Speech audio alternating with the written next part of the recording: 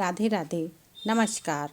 आप सबका सिलाई जर्नी, सिलाई के सफ़र में आप सबका स्वागत है। आज बात करेंगे हम वीडियो में छोटी छोटी बातों की, जो बहुत ही महत्वपूर्ण होती हैं। छोटी छोटी बातें, मशीन, काज, बटन, सुई में धागा कैसे डालें, क्योंकि काज बटन तो हम सीख लेंगे, लेकिन सीखेंगे कैसे। तो आज हर तरह से किस तरह हम सुई में धागा डालें ये बताएंगे आपको।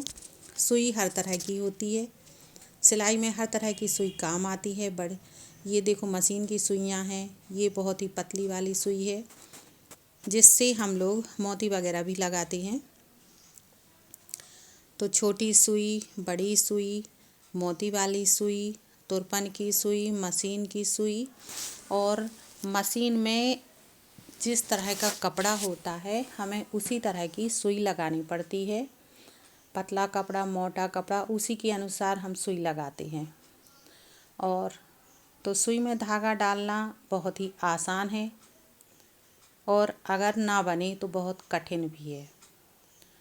तो अब तो आजकल सभी बच्चों को चश्मे लगने लगे हैं, लेकिन जब चश्मा नहीं लगता तो सोचते हैं कि कैसे धागा डालें, और बहुत टाइम लगता है। तो धागा डालने के लिए तरह तरह के उपकरण अब बाज़ार में आने लगे हैं।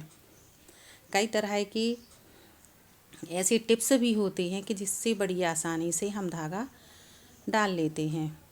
तो मैंने भी कुछ ऑनलाइन सामान मंगाया है, तो उसमें बहुत कुछ ऐसा निकला है जो हमारे आसपास नहीं मिलता। इसमें धागा डालने का है, कटिंग का है, नाप का है, और बहुत से ऐसे औजार हैं जिससे हम सिलाई में काफ़ी हमें सपोर्ट मिलता है। पिन वगैरह हैं, जैसे कोई डिज़ाइन बनाना है तो पिन लगाना पड़ता है। तो जो हम ऐसे ही पिन लगाते हैं तो बार बार निकालने में, हाथ लगने में दिक्कत होती है। तो बहुत अच्छा सामान है, आप लोग भी मंगा सकते हैं। और धागा डालने के लिए तरह तरह की आइडियाज़ होते हैं, और मोबाइल तो बहुत कुछ बता देता है, लेकिन थोड़ा सा हम भी लेके आए हैं।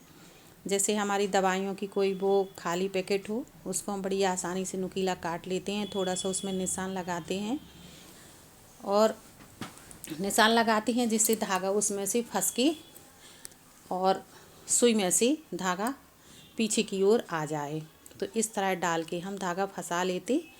और जैसे ये कागज़ है, तो कागज़ का चौकोर टुकड़ा काट के इस तरह बीच के बीच धागा रख के, और जो सुई का जो छेद होता है तो उसमें कागज़ की नोक डालते, तो उसी के सहारे नोक के साथ धागा भी चला जाता।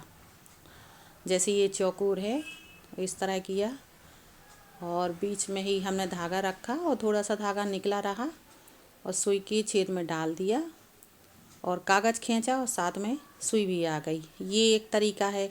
हाथ में अपने धागा ये सब रखा, और धागे के ऊपर सुई का जो छेद है उसको आगे पीछे किया, तो धागा ऑटोमेटिक उठ के ऊपर आ जाता है। ये हमारा जैसे लाइट का तार है, कुछ समझ में नहीं आता, तार को छीलो, उसमें कई तार होते हैं, तो एक तार को निकाल के थोड़ी उसको मोड़ लो, उसमें फंसा के सुई डाल के धागा बन जाता है। ये ब्रुश का है, ब्रुश पे रखा, निकाल लिया। और ये तो आपके बाज़ार में आता है, रेडीमेड है।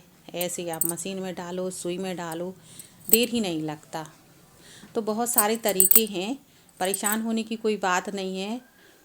चश्मा है तो ठीक है, नहीं है तो ठीक है। ज़रूरी नहीं है कि सभी को चश्मा लगे, लेकिन आजकल कंप्यूटर की पढ़ाई जो चल गई है ना, मजबूर हैं बच्चे चश्मा लगाने के लिए। करें तो क्या करें। और बच्चों को पहले जैसा तो खाना पीना नहीं मिलता है अब।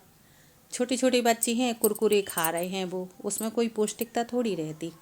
और मम्मी लोग कहें बेटा ये खा लो, ये खा लो, तो किसी को नहीं खाना। तो अब ज़माना बदल गया है, बहुत सारी सुविधाएं हैं। इसी तरह हम इस बॉबिन में भी लगाते हैं,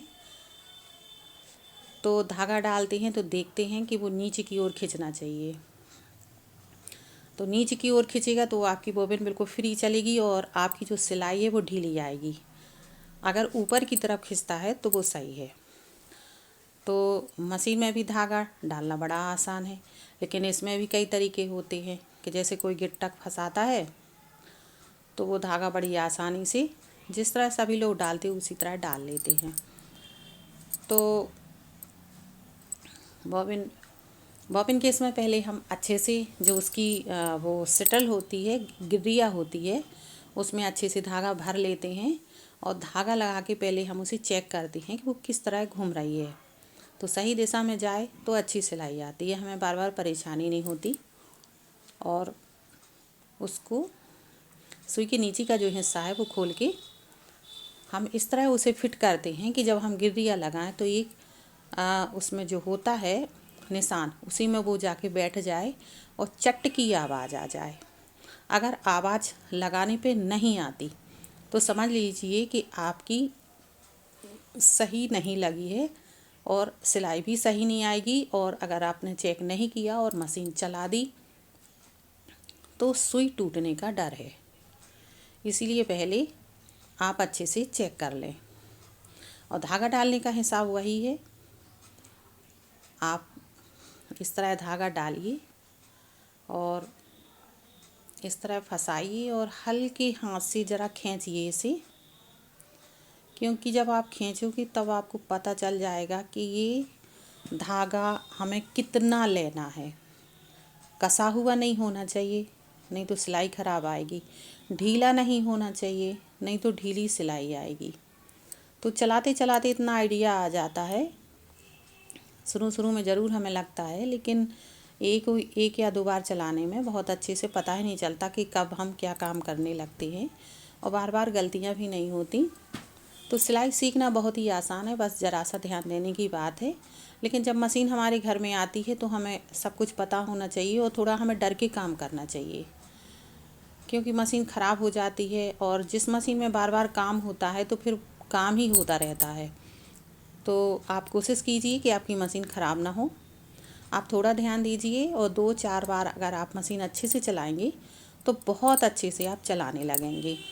आज का वीडियो आपको कैसा लगा बताइए। आप जुड़े रहिए, खुश रहिए, कुछ ना कुछ काम करते रहिए, अपने आप को व्यस्त रखिए।